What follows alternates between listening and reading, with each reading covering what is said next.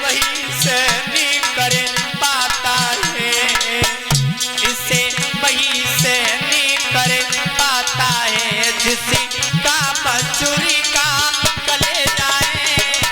वही से नहीं कर पाता है, जिसे का बचुरी का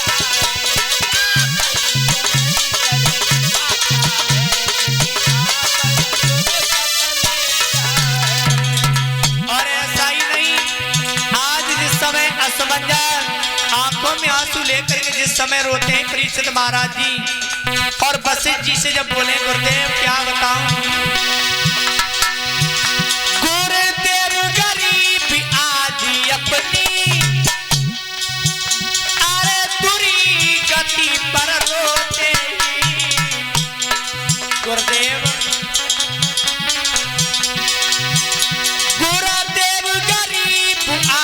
अपनी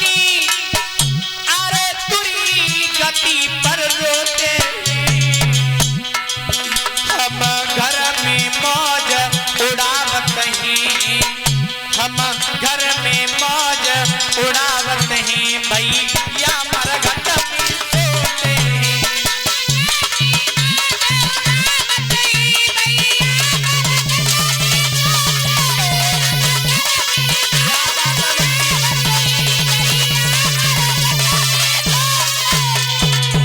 हम घर में मौजी उड़ावत हैं, भैया मरघट में सोते।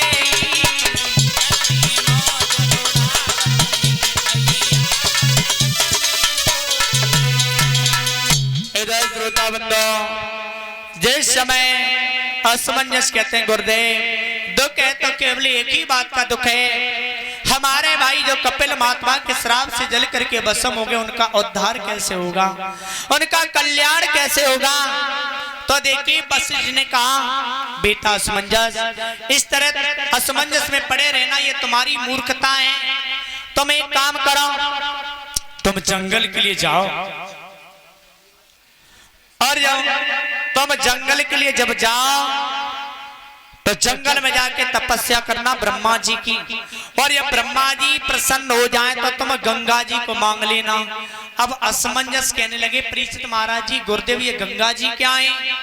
तो देखिए वशिष्ठ ने समझाया बेटा, जिस समय विष्णु भगवान वामन भगवान का रूप बना करके जब बल के दरवाजे पर जब पहुंचे हैं वो 12 अंगुल के वामन भगवान, तो देखिए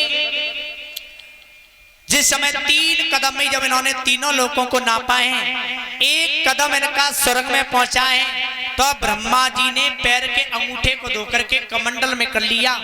उसी दिन से गंगा जी ब्रह्मा जी के कमंडल में बन गई लाला। और सुनो लाला, अगर गंगा जी से भूतल पर आ गई तो तुम्हारे भाइयों के साथ साथ सभी का उद्धार होगा, सभी का कल्याण होगा।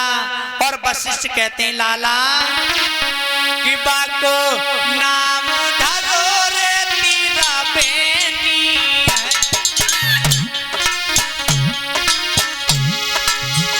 बाको नाम धरो रे तीरा बेनी, बेटा पाप कुछ है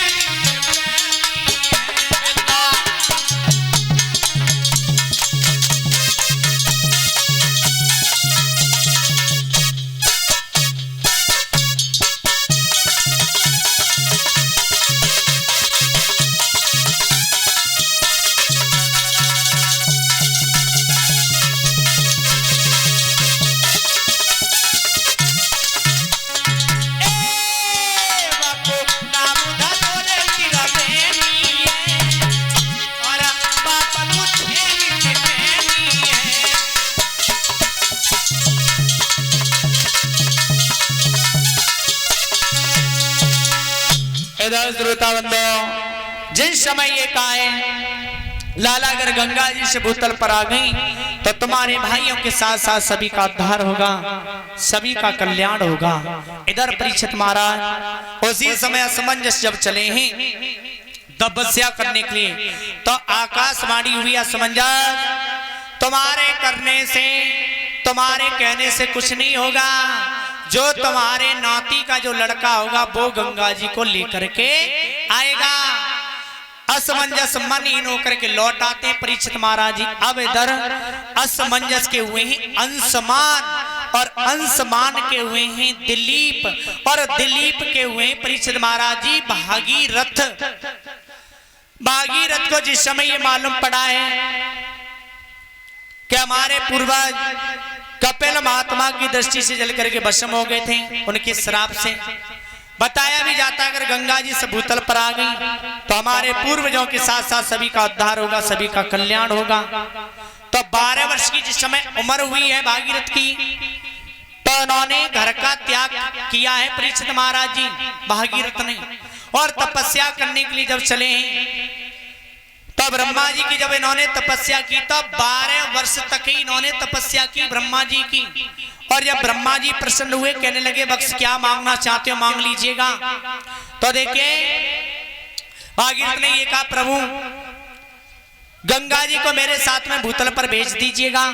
तो देखिए ब्रह्मा जी ने ये कहा मैंने आपसे कम मना किया। इधर गंगा जी से जाकर के ब्रह्मा जी ने ये कहा कि बेटी गंगा तुम्हें भागीरथ के साथ में भूतल पर जाना होगा। तो गंगा जी ने ये कहा परीक्षित महाराज जी मैं जाने के लिए मना तो नहीं करती, पहली बात तो यह है कि उस भूतल पर नाना प्रकार के यानी पापी लोग भी रहा करते हैं, और जब वो पापी लोग मुझ में स्नान करेंगे तो एक दिन में खुद पाप न बन जाऊंगी। तो देखिए ब्रह्मा जी ने ये कहा मानता हूं पापी लोग तुझ में स्नान करेंगे, लेकिन तेरे पाप साधु संत के स्नान करने से कट जाएंगे। इधर श्रोता बंदो फिर गंगा जी ने ये कहा है अगर मैं ऐसे जाऊंगी तो मैं सीधे पाताल लोक में चली जाऊंगी, मेरे बेग को कौन संभालेगा। तो देखिए ब्रह्मा जी ने भागीरथ से ये कहा कि तुम भगवान शंकर की तपस्या करो।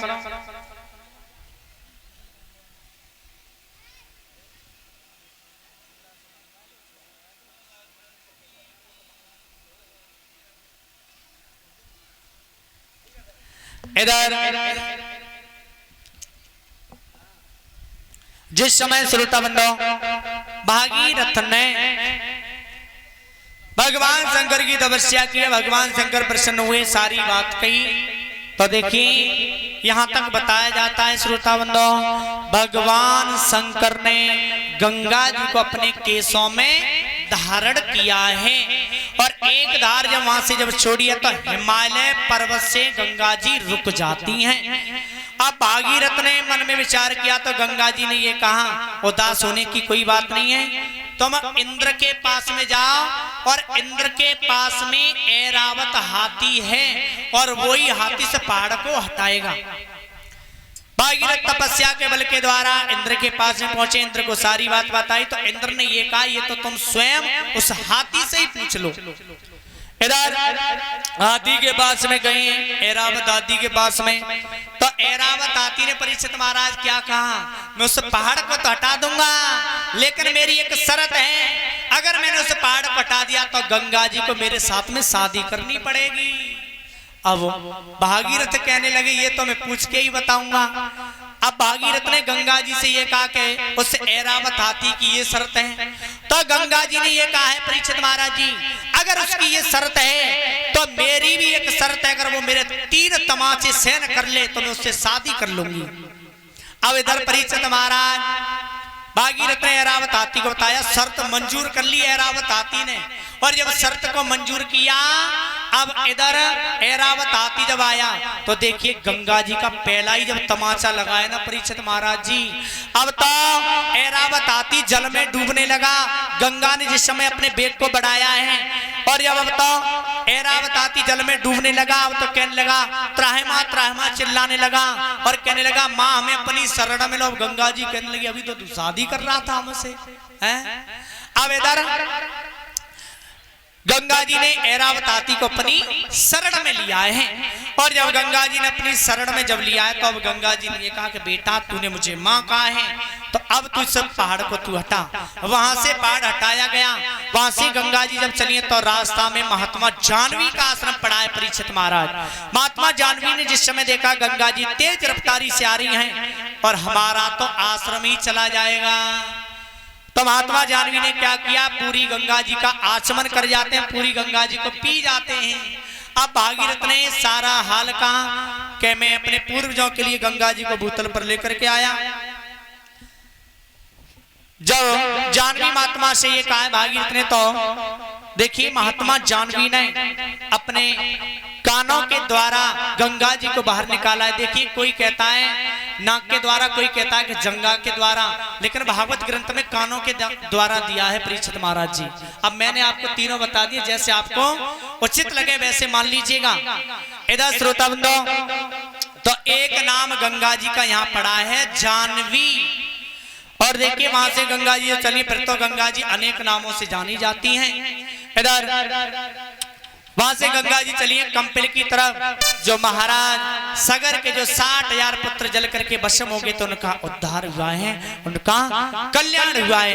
वहां से गंगा जी और आगे बढ़ी हैं तो समुद्र में जाके गंगा जी मिल जाती हैं। इस प्रकार से गंगा जी सब भूतल पर आई हैं परीक्षित महाराज जी।